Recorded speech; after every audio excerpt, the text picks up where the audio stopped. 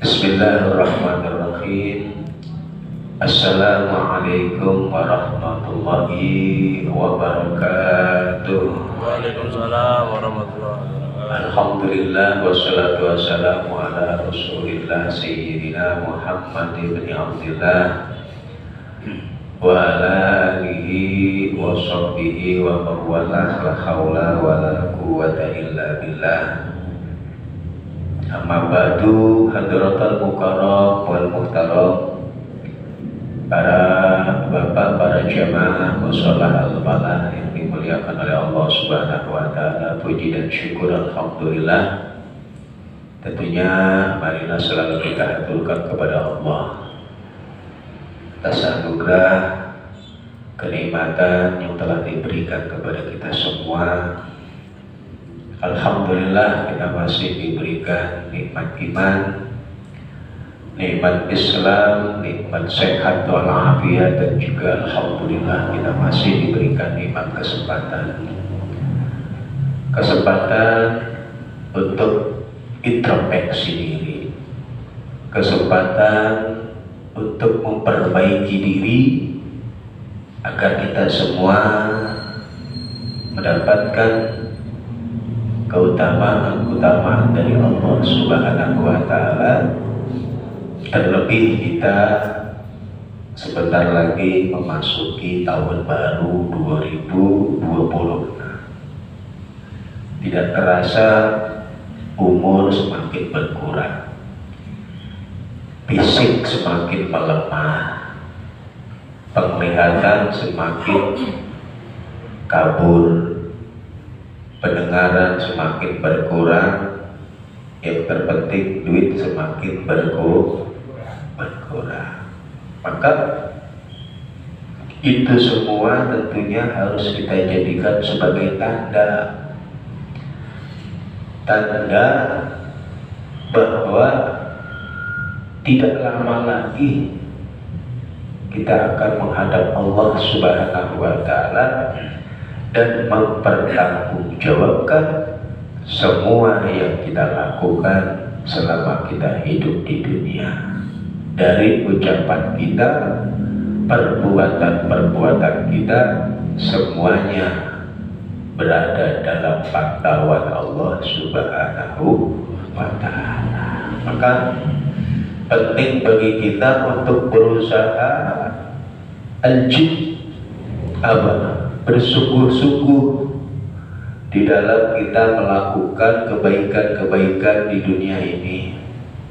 Karena Allah Subhanahu wa ta'ala di dalam Al-Quran surat Al-Ankabut mengatakan walladzina jahadu fina lanahdiyannahum subulana.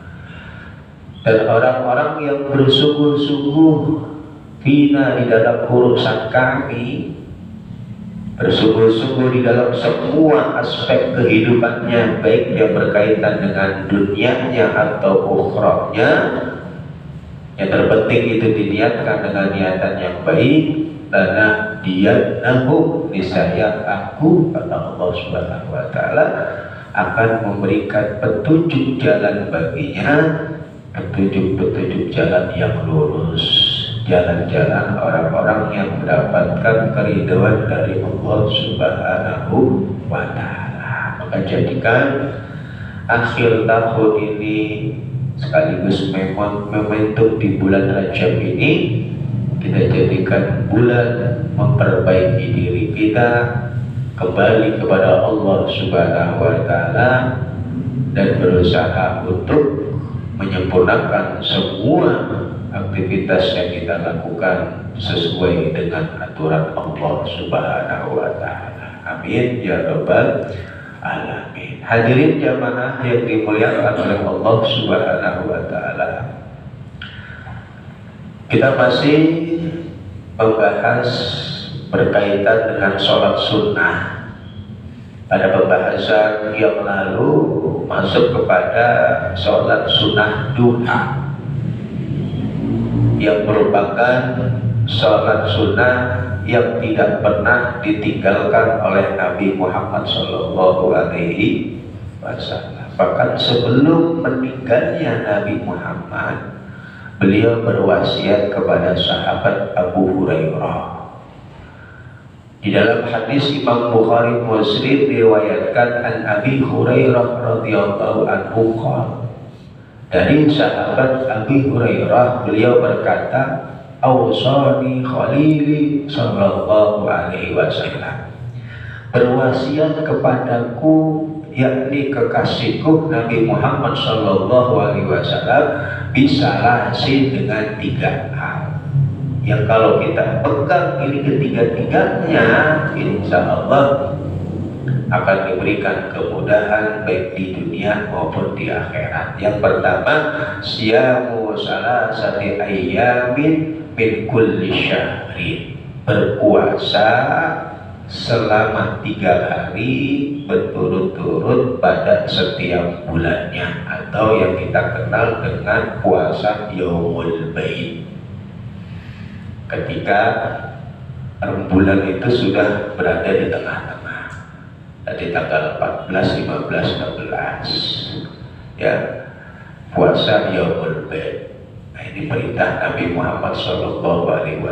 Yang kedua, warok atayin duha, jangan sampai meninggalkan daripada 2 rakaat sholat duha. Wa an autara qabla an anama, dan yang ketiga yakni melaksanakan sholat sunnah witir sebelum kita tidur. 3 wasiat Nabi Muhammad kepada sahabat Abu Hurairah, dan juga tentunya kepada kita sebagai umatnya. Pada pembahasan kita bahwa sholat sunnah duha paling sedikitnya kita lakukan itu berapa? 2 rakaat. 2 rakaat. La faqra ma'ad duha, tidak akan mengalami kefakiran orang-orang yang rutin gemar menjalankan yang namanya sholat sunnah duha. Bahkan sholat sunnah duha 2 rakaat pahalanya seperti hanya kita mensodakohkan sendi-sendi yang ada di tubuh kita yang jumlahnya ada 360 sendi. Itu semua dianjurkan untuk dikeluarkan sodakohnya, minimal dengan cara kita melakukan sholat sunnah duha 2 rakaat. Insya Allah akan terhindar dari yang namanya penyakit stroke, ya, karena mensodakohkan sendi-sendi yang ada di tubuh kita. Allah jaga sendi kita, terlalu diberikan kesehatan, dijauhkan dari yang namanya penyakit stroke. Rajin sholat sunnah duha. Nah, kemudian masuk kepada pembahasan berikutnya, wa yusannu rak'ata tahiyatin lidakhilil masjid. Salat sunnah berikutnya adalah salat sunnah 2 rakaat untuk mengagungkan masjid bagi orang yang masuk ke dalam masjid, atau yang kita kenal dengan salat tahiyatul masjid. Ittaqarrara dukuluhu, walaupun orang tersebut masuk ke dalam masjidnya ini berulang-ulang, maka tetap disunahkan bagi dia untuk melakukan yang namanya sholat tahiyatul masjid. Dia masuk ke masjid cuma pengen ngambil apa gitu, tetap sholat sunnah. Dia keluar lagi, dia masuk lagi, dia keluar lagi, dia masuk lagi, tetap bolak-balik dia disunahkan untuk melaksanakan yang namanya sholat sunnah tahiyatul masjid, walaupun berulang-ulang kali dia masuk ke dalam masjid. Awalam yurid al-julus, walaupun dia tidak ada keinginan untuk duduk di masjid tersebut, dalam rangka berzikir misalkan, dalam rangka baca Al-Quran misalkan, dia hanya sekedar masuk untuk melakukan sesuatu hal lainnya atau hanya sekedar lewat saja, tetap disunahkan bagi kita untuk melakukan yang namanya sholat sunnah tahiyatul masjid. Itu kesunahannya ketika kita masuk ke dalam masjid. Kalau musola bagaimana Pak Ustaz? Tidak ada sholat sunnah yang namanya tahiyatul musola. Jadi musola dengan masjid itu beda hukumnya, ya. Karena kalau masjid itu berkaitan dengan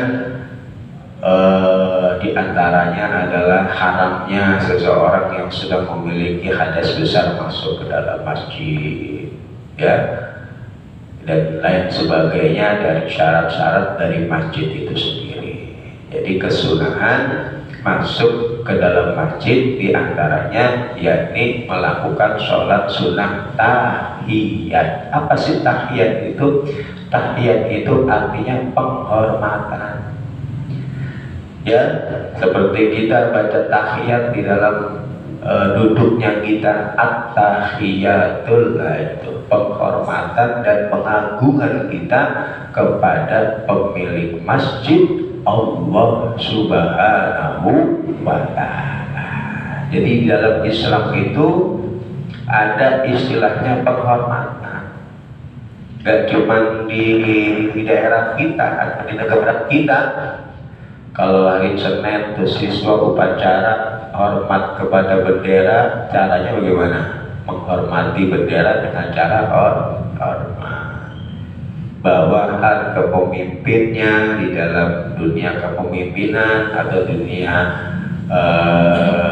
pemerintahan ada juga cara penghormatan. Begitu juga di dalam Islam ada tempat-tempat yang dimana kita disunahkan untuk melakukan penghormatan. Yang pertama yakni ketika kita masuk ke dalam masjid disunahkan untuk melakukan penghormatan, yakni dengan cara sholat sunnah 2 rakaat. Yang kedua, penghormatan ketika kita masuk ke Baitullah, yakni dengan cara bitawaf. Jadi sunnah kalau orang masuk ke Baitullah, ya, sunnah baginya untuk menghormati Baitullah dengan cara tawaf sebanyak 7 kali putaran. Yang ketiga, wal haram bil ihram. Ada juga penghormatan ketika kita masuk ke dalam tanah haram. Jadi di Makkah Al-Mukarramah sana itu ada batasan tanah haram. Maksudnya tanah haram itu tanah di mana kalau kita masuk ke dalam wilayah tersebut diharapkan bagi kita untuk melakukan sesuatu yang dilarang di dalam umrah dan haji, diantaranya membunuh hewan, ya, dari muharramatul ihram wal muharramatul haji wal umrah. Itu ada di dalam pembahasannya khusus. Nah, cara penghormatan ketika kita masuk batas wilayah tanah haram bil ihram, dengan menggunakan pakaian ihram. Mikot, tempat mikotnya tuh. Kalau kita berangkat umrah atau haji itu ada yang namanya mikot. Kalau dalam haji itu mikot ada 2, ada mikot zamani, ada mikot makani. Kalau mikot zamani mulainya dari bulan Syawal sampai bulan haji.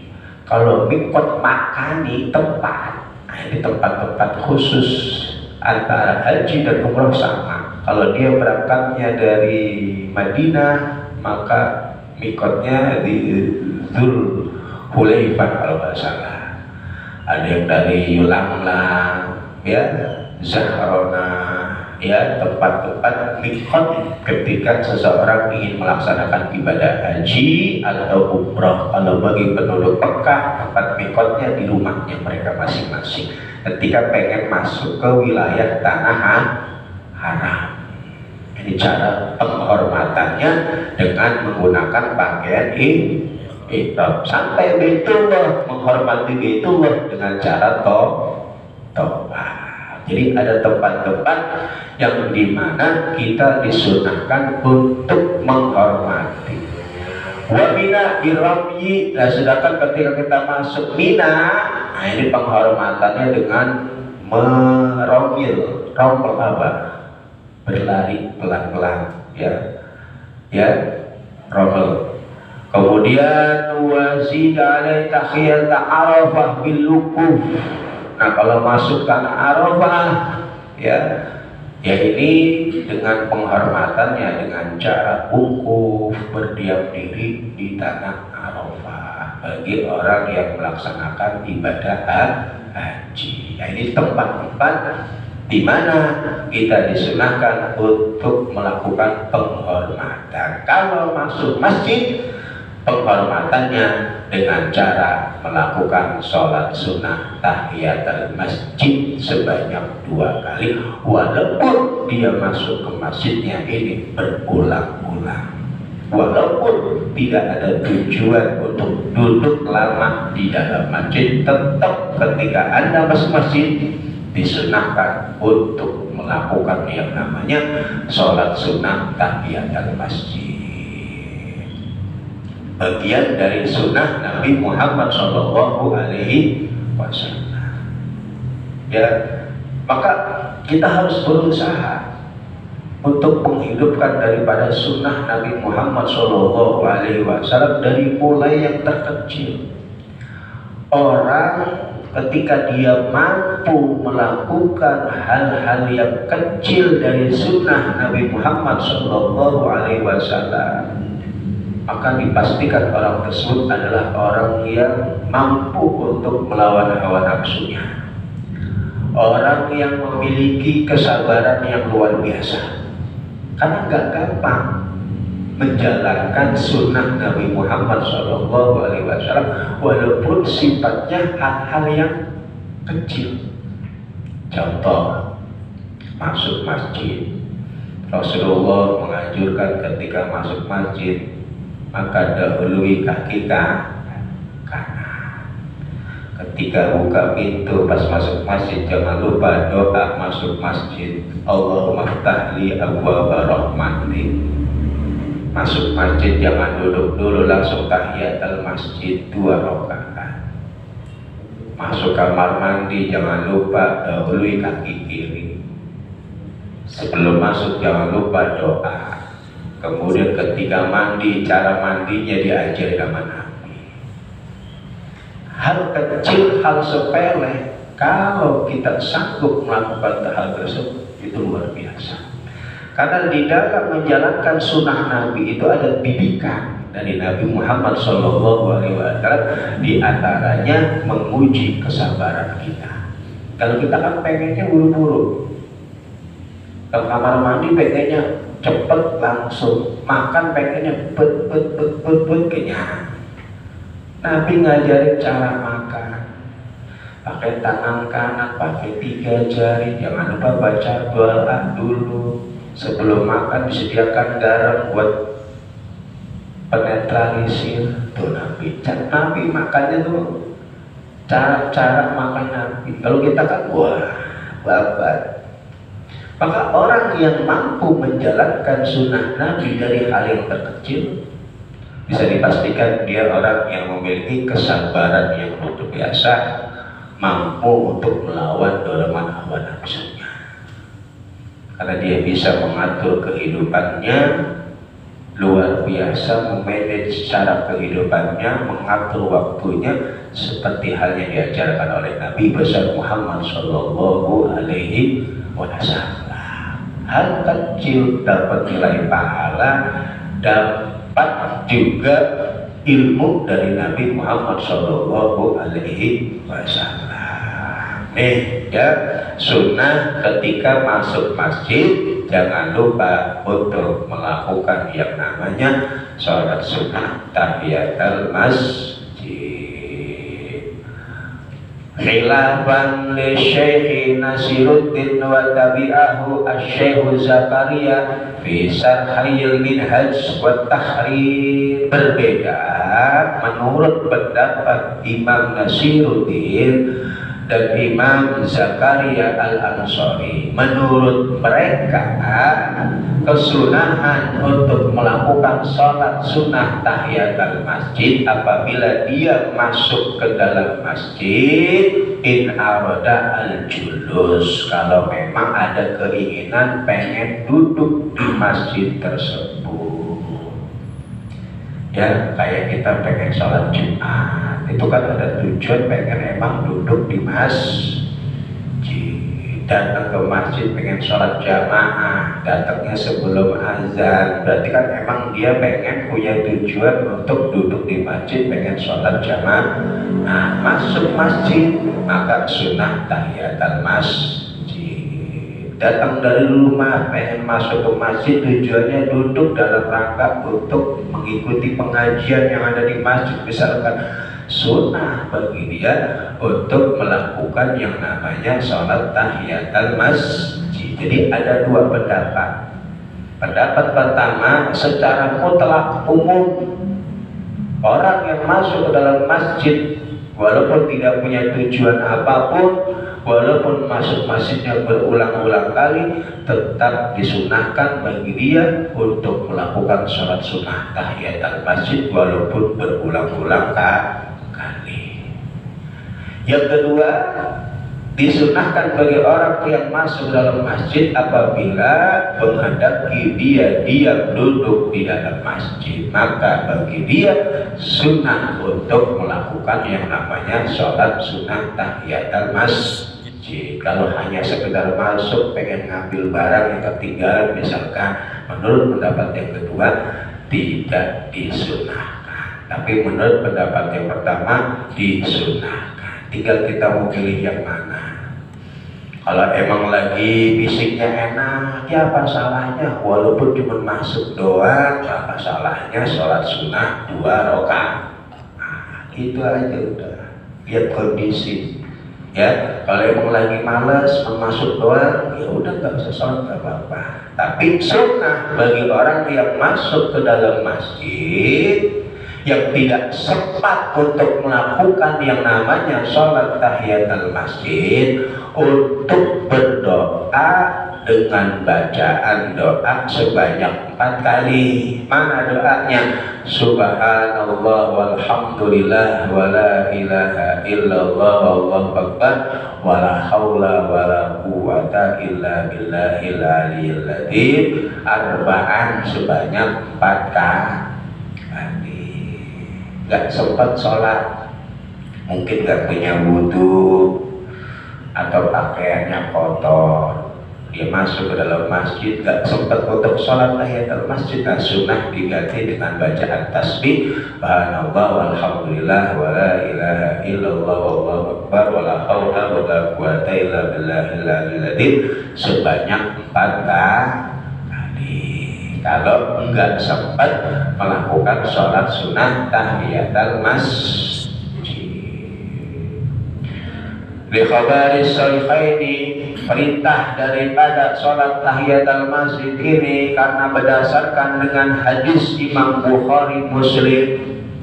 Idza dakhala ahadukum al-masjid, ketika masuk salah satu dari kalian semua ke dalam masjid, fala yajlis, maka janganlah kalian duduk hatta yusalliya rak'atain, sehingga kalian mengerjakan salat 2 rakaat.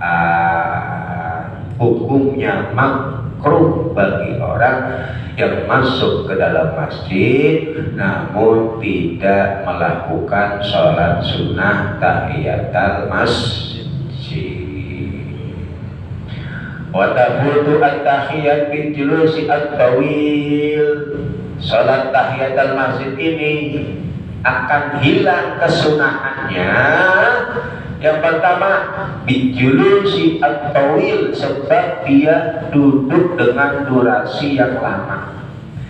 Masuk ke dalam masjid langsung duduk, maka bagi dia sudah tidak ada kesunahan untuk melakukan yang namanya tahiyatul masjid. Jadi kalau masuk masjid jangan duduk dulu ya.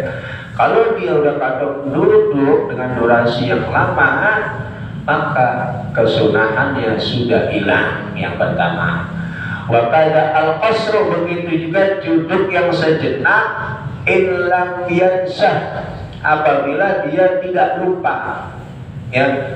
Dia tahu bahwa masuk masjid itu disunahkan tahiyatul masjid sebelum duduk, tahu nggak lupa, dia masuk, dia langsung duduk walaupun sebentar, maka dia sudah tidak disunahkan lagi melakukan sholat tahiyatul masjid disebabkan dia duduk walaupun sebentar. Karena dia tahu orang yang masuk dalam masjid itu yang pertama dilakukan harusnya adalah sholat tahiyatul masjid sebelum duduk. Kok dia tiba-tiba duduk disengaja walaupun sebentar, maka sudah hilang bagi dia kesunahan daripada sholat tahiyatul masjid. Illam yansah yajhal, atau memang dia nggak tahu ya, atau memang dia tahu, kalau nggak tahu beda ya, kalau orang yang nggak tahu ya beda. Kemudian wa yalhaqu bihi ma'al aujah ma law ihtaja lisyurbi fayaqatahu qalilan summa ya'ti biha ya. Begitu juga permasalahan ketika dia duduk karena ada keperluan, contohnya lisyurbi, karena untuk tujuan minum, liqsihi, karena dia haus ketika masuk dalam masjid. Kemudian dia duduk sejenak karena untuk minum, karena yang namanya minum itu sunnahnya sambil duduk, makruh minum itu sambil diri. Maka kemudian setelah itu dia tetap disunahkan atau boleh baginya untuk melakukan yang namanya tahiyatul masjid, karena memang duduknya ada alasan tertentu.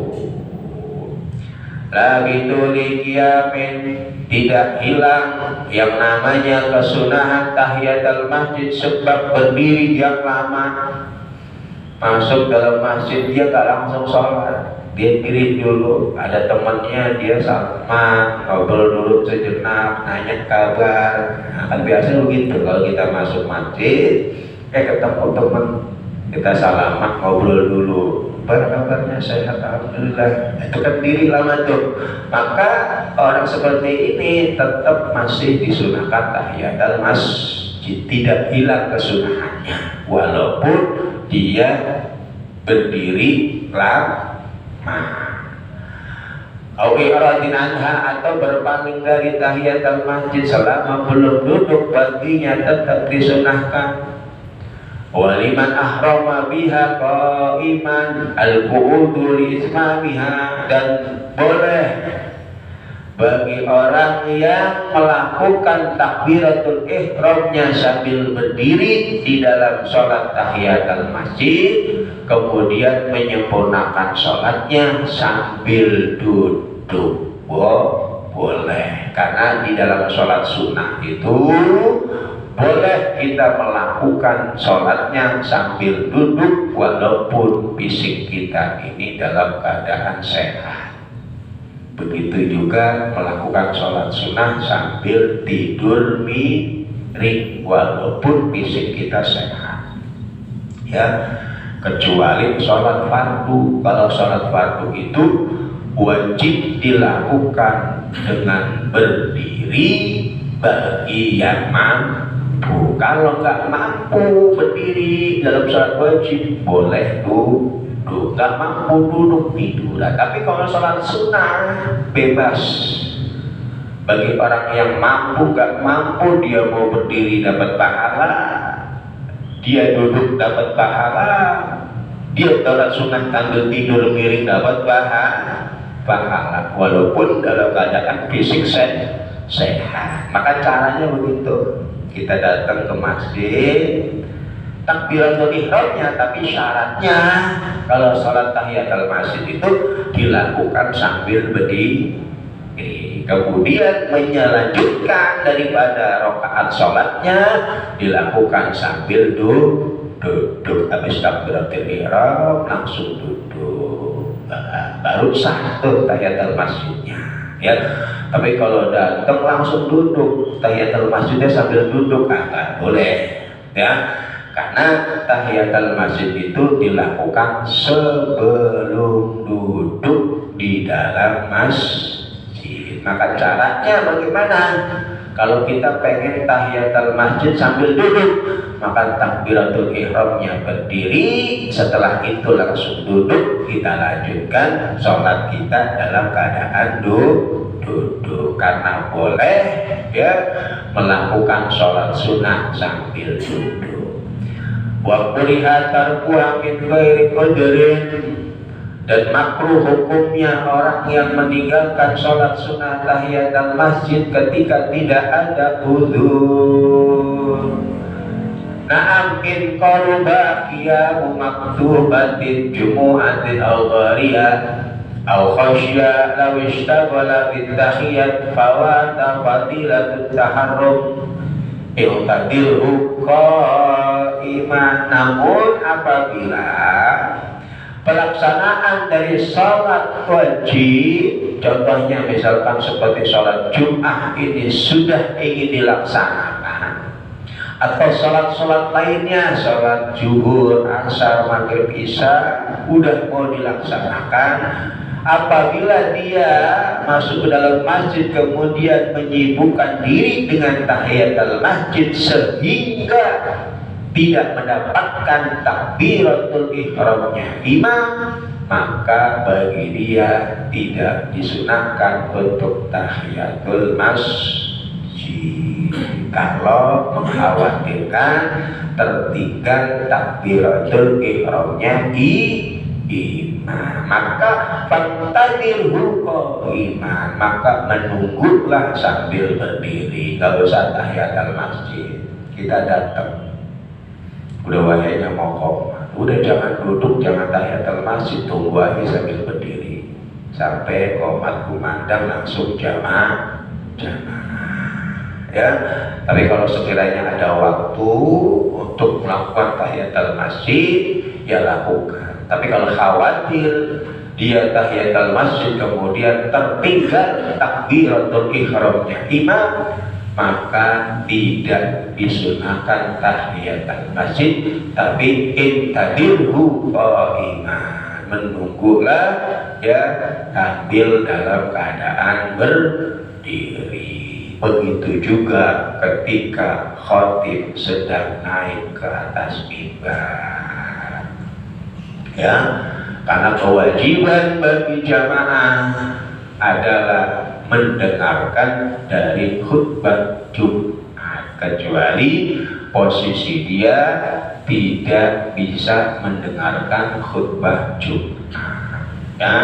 Jadi kalau kita datang ke masjid kebetulan pas khatib lagi naik ya, maka bagusnya atau yang dianjurkan bagi kita adalah tidak usah melakukan yang namanya tahiyatul masjid, langsung menyimak mendengarkan daripada khutbah Jumat, kecuali kalau pengen kodok subuh. Tadi subuh belum subuhan, bangun jam 10, mandi berangkat Jumatnya pas mau mepet, pas khatib lagi naik kodok subuh, begitu ya gak masalah, karena untuk kodok yang wajib. Nah ini ya tentang sholat sunnah tahiyatul masjid. Mudah-mudahan bisa kita amalkan daripada sunnah-sunnah Nabi Muhammad Sallallahu Alaihi